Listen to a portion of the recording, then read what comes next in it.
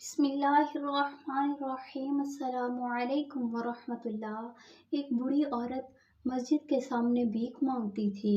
ایک شخص نے اس سے پوچھا، کیا آپ کا کوئی بیٹا کمانے کے قابل نہیں ہے؟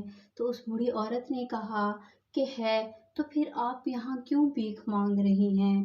بوڑھی عورت نے کہا کہ میرے شوہر کا انتقال ہو گیا ہے۔ میرا بیٹا نوکری کے لیے بیرون ملک گیا ہوا ہے۔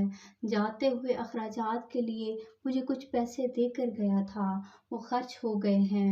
اس وجہ سے میں لوگوں سے بھیک مانگ رہی ہوں۔ اور اس نے پوچھا، کیا آپ کا بیٹا آپ کو کچھ نہیں بھیج سکتا ہے؟ بوڑھی عورت نے کہا، میرا بیٹا ہر ماہ رنگ برنگے کاغذ بھیجتا ہے، اسے میں گھر کی دیوار پر چپکا دیتی ہوں۔ وہ شخص عورت کے گھر گیا اور دیکھا کہ بینک کے چارجز ڈرافٹ لگے ہوئے ہیں۔ ہر ڈرافٹ 50,000 روپے کا تھا۔ تعلیم یافتہ نہ ہونے کی وجہ سے وہ عورت نہیں جانتی تھی کہ اس کے پاس کتنے پیسے ہیں۔ اس شخص نے اس کی اہمیت اس عورت کو سمجھائی اور وہ حیران ہو گئی کہ اس کے پاس اتنی دولت ہے اور وہ بھیک مانگ رہی ہے۔ ہماری حالت بھی اس بڑی عورت کی طرح ہے۔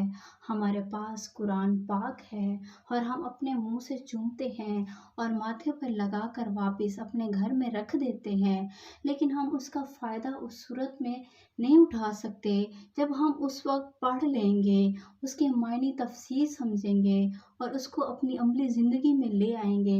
تبھی انشاءاللہ ہماری دنیا اور ہماری آخرت بہتر ہوگی۔ بہت بڑا خزانہ جو ہمارے پاس قرآن پاک کی صورت میں موجود ہے، لیکن ہم اس کا فائدہ نہیں اٹھا سکیں گے جب تک ہم اس کے معنی کو سمجھ نہیں لیں گے۔ اس کے انعامات سے ہم آج تک محروم ہیں۔ اللہ پاک ہم سب کو قرآن پاک کی عظمت کو اور اس کے معنی کو سمجھنے اور اس پر عمل کرنے کی توفیق عطا فرمائے۔ آمین یا رب العالمین یا ارحم الراحمین۔ مزید ایسی ویڈیوز کے لیے ہمارے چینل کو ضرور سبسکرائب کریں۔ شکریہ۔